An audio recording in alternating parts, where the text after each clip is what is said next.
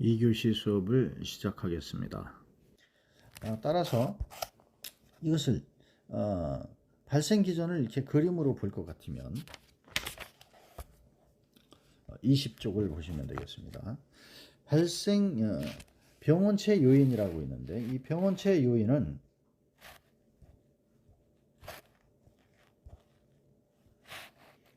병원체 요인 A가 있고 숙주 요인 H가 있습니다. 이 병원체 요인 A는 외계에서 생존 증식 능력, 숙주로서의 침입 감염 능력, 질병을 일으키는 능력, 전파의 난이성 조건. 이 H와 A의 상호 작용에 의해서 사회에 보면 환경 요인이 이제 있을 수 있는데, 환경 요인의 사회, 경제적 환경, 생물학적 환경, 물리화학적 환경, 이런 것들에 의한 환경 요인이 있고요. 숙주 H의 요인을 보면 생물학적 요인과 여기는 생물학적 요인, 그리고 행태 요인, 행태 요인은 생활습관, 직업, 개인위생 이런 게 있죠. 그 다음에 이제 체질적 요인, 이런 거는 저항력이나 영양, 그 다음에 병원과 접촉 상태, 이런 것들이 이제 숙주 요인이 되겠습니다.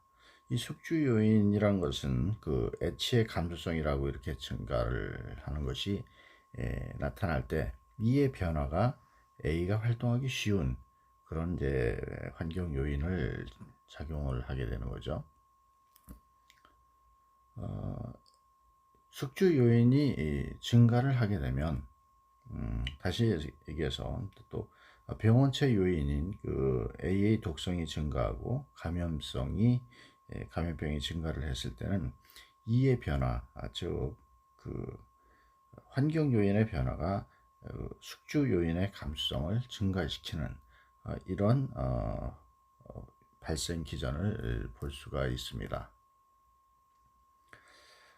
즉 환경 요인의 그 균형에 맞춰서 병원체 요인과 숙주 요인의 균형이 잘 이루어져야 되는데, 이 3자가 평형을 이룰 때 바로 건강을 유지하게 된다, 이렇게 이해를 하시면 되겠습니다. 그래서 병원체의 그 요인이라든가 숙주 요인, 이런 것들이 환경 요인과 더불어서 균형이 잘 이루어져야 된다. 그래서 인간이 우세하거나 환경이 인간에게 유리하게 작용하면 건강이 증진이 되지만, 병인이 우세하거나 환경이 인간에게 불리하게 작용하면 평형이 파괴돼서 질병이 발생하게 된다. 좌측이 기울어진다든가 우측이 기울어진다든가 이랬을 때 이 평형 유지를 설명하는 겁니다. 다음은 질병의 자연사에 대해서 살펴보도록 하겠습니다. 질병의 자연사는 레벨과 클라크는 일간의 질병의 자연사를 5단계로 나누었습니다. 첫 번째 단계는 병원성이 없는 비병원성이고 무병기이고, 그 다음에 두 번째 단계는 적극적인 예방의 시기를 넘어서 초기 병원성기이고 전병기로서 소극적인 예방 시기를 말하고, 제3단계에서는 불연성 감염기 증병기로서 더 이상 중증이 없는 예방하는 시기고, 네 번째는 발현기 진환기, 그리고 진병기, 5단계는 회복기이고 정병기, 이렇게 해서 질병이 회복되는 시기를 말하는 것으로 이렇게 5단계를 나눠놨습니다. 질병은 치료를 받으면 회복이 되지만 후유증이 있거나 장애가 있을 경우에는 사회에 완전히 복귀를 할 수 있는 그런 재활의학이 주가 되는 그런 시기라고 볼 수 있습니다. 다음은 질병의 예방 활동인데요. 1차적, 2차적, 3차적 예방, 이렇게 이제 구분을 해놨죠. 그래서 1차적은 질병 발생 억제 단계고, 두 번째 2차적 예방은 조기 발견과 조기 치료, 그 다음에 3차적 예방은 재활 및 사회복귀 단계, 이렇게 나눠놨습니다. 페이지 21쪽을 참고해 주시면 되겠습니다. 표를 보게 되면 질병의 과정을 제1기, 2기, 3기, 4기, 5기 이렇게 구분을 해놨죠. 그리고 무병기, 전병기, 그 다음에 증병기, 요게 이제 1, 2, 3, 그 다음에 4기는 진병기, 그리고 5기는 이제 회복기, 정병기, 이렇게 이제 말씀드렸던 그런 부분들을 설명을 해놨는데, 여기서 이제 그 1기와 2기는 1차적 예방에 해당되는 거고, 그 다음에 3기와 4기는 2차적 예방 시기, 그리고 제5기는 3차적 예방 시기, 이렇게 이제 구분이 돼 있는 거죠. 그래서 질병의 예방 활동을 이렇게 구분을 단계별로 정리를 해놨다, 이렇게 이해를 해 보시면 되겠습니다. 이것이 이제 예방 활동의 세 가지 차원의 그 예방으로 전부 연계해서 다루는 그런 의료가 질병의 예방 활동이다, 이렇게 이해를 하시면 되겠습니다. 다음은 공중보건의 정의에 대해서 한번 살펴보도록 하겠습니다. 공중보건학의 그 정의는 22쪽에 있는데요.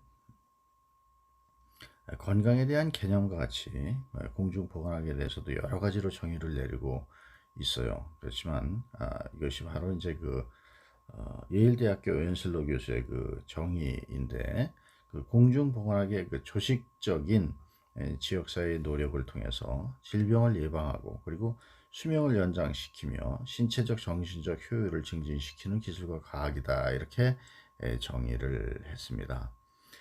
공중보건학의 정의는 포괄적이고 미래지향적인 것으로, 공중보건학의 대상이 개인의 건강이 아니라 지역사회 주민의 건강임을 강조한 것이죠. 그래서 단순히 질병의 예방뿐만 아니라 수명 연장과 신체적 정신적 효율의 그 증진을 달성하기 위한 접근적인 그런 방법으로 조직화된 지역사회의 노력을 제시한 것입니다. 위생학과 공중보건학에 대한 그런 구분을 보면은, 위생학은 공중위생과 그 목적을 같이 하고 있지만 학술적 체계에 있어서는 다르고, 위생학은 실험위생학의 이념에 입각해서 건강을 유지 증진시키는 과학이다, 이렇게 구분을 해놨습니다. 예방의학에 대해서는 표 1-2를 참고해 주시면 되는데요. 24쪽입니다. 좀 참고를 해 주시고요. 예방의학하고 공중보건학은 어떤 그 차이가 있느냐? 목적을 보면은 질병의 예방이나 수명의 연장, 또 육체적, 정신적 건강과 능률의 향상이라는 목적을 같이 갖고 있습니다. 그 대상인은 예방의학은 개인을 가족으로 하고, 공중보건은 지역사회를 대상으로 하고, 내용은 질병의 예방이나 건강 증진, 그리고 불건강의 원인이 되는 사회적 요인 제거나 집단 건강의 향상을 도모하는 것이 이제 공중보건의 그 내용이다, 이렇게 이해를 하시면 되겠습니다. 책임 소재나 진단 방법, 문제 해결, 이런 것들은 도표를 참고해서 봐주시길 바랍니다. 다음은 공중보건의 범위인데요.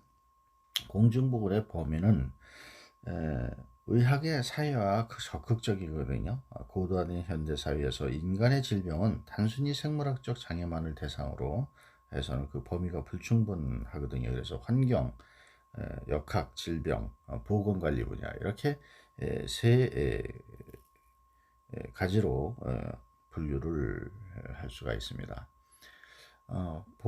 환경 보건 분야는 환경위생이라든가 환경오염, 또 식품오염, 산업보건 등 이런 그 환경 요인의 과학적 조치를 하는 거고, 역학 및 그 질병 관리 분야는 역학 감염 관리, 기생충, 비감염성 질환 관리, 질병 발생 과정에 대한 조사 연구, 이런 부분들이 역학 및 질병 관리 분야라고 할 수 있겠습니다. 보건관리 분야는 보건교육이라든가 보건행정, 통계, 또 영양, 성인, 이런 그 정신보건, 이런 보건질병에 대한 것을 예방하고 건강을 유지시켜주는 그런 증진시키는 분야를 보건관리 분야다 이렇게 얘기할 수 있고요.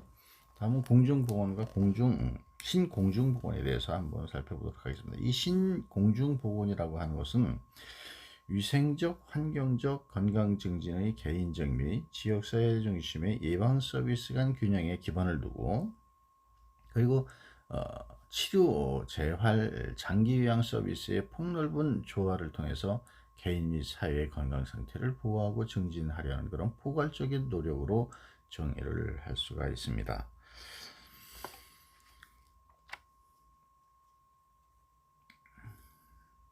신공중보건 사업으로서의 건강 증진을 보게 되면 미국, 캐나다, 일본은 어떤 식으로 하고 있는지 한번 간단히 살펴볼게요.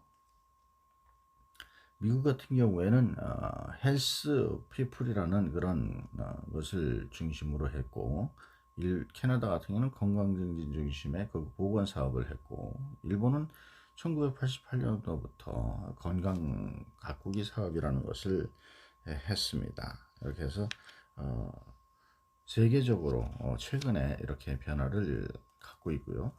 그 신보건 사업으로서의 건강 증진 주요 사업을 보면은 생활 습관을 개선시키고, 그 다음에 건강 지원 환경을 조성하고, 그 다음에 질병을 예방하는 이런 주요 사업을 건강증진 사업으로 삼고 있어요.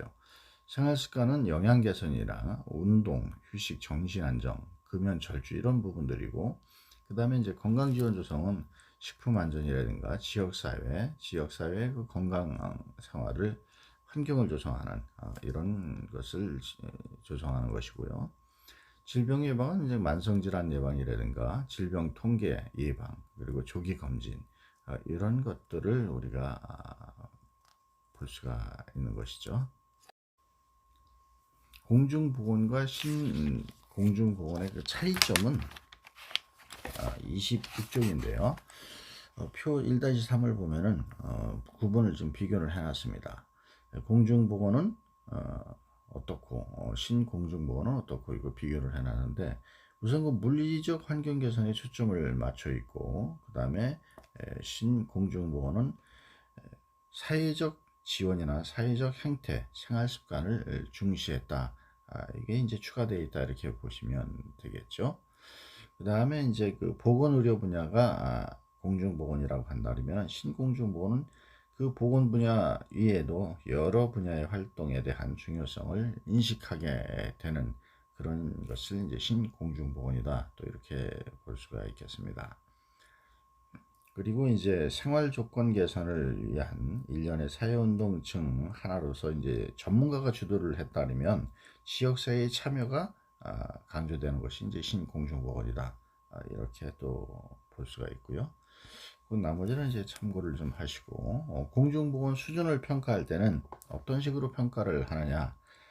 세계보건기구는 건강지표에 대해서 어떤 사회의 건강 수준을 측정하기 위해서 공중위생 활동의 지표를 나타내고, 동시에 국제적 비교가 가능하도록 한 그런 종합적인 건강지표로 평균 수명, 보통 사망률, 비례 사망지수 이렇게 이제 구분을 해놨어요. 이 부분이 중요하니까 이거 좀 참고로 해주시기 바랍니다. 이 공중보건의 그 역사를 보면은 당면 과제가 있어요. 그 공중보건의 과제, 무의 지역의 해소, 그 다음에 의학적 보호의 편중 해소. 이 시골 같은 데는 의료 체계가 좀 부족하잖아요. 이런 것들을 좀 해소시키고, 또 에이즈나 유행성 간염 같은 그런 특수 질병이나 예방, 신종질환 이런 것들을 관리하는 문제가 이제 과제가 되고, 고령에 따른 그런 악성 신생물이나 이런 고혈압, 퇴행성 질환 문제, 그 다음에 인구의 급속한 그 고령화에 따른 그 출산 저하, 이런 것들을 해결하는 것이 공중보건의 그 과제다. 이렇게 보시면 되고요. 공중보건학의 그 미래 전망을 위한 우선 과제가 있는데, 이 부분은 이제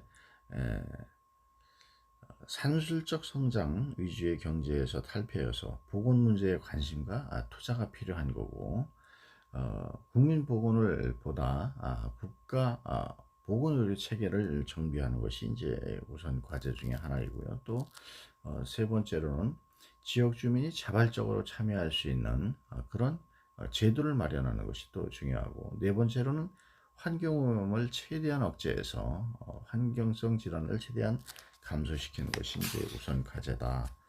이렇게 볼 수가 있습니다.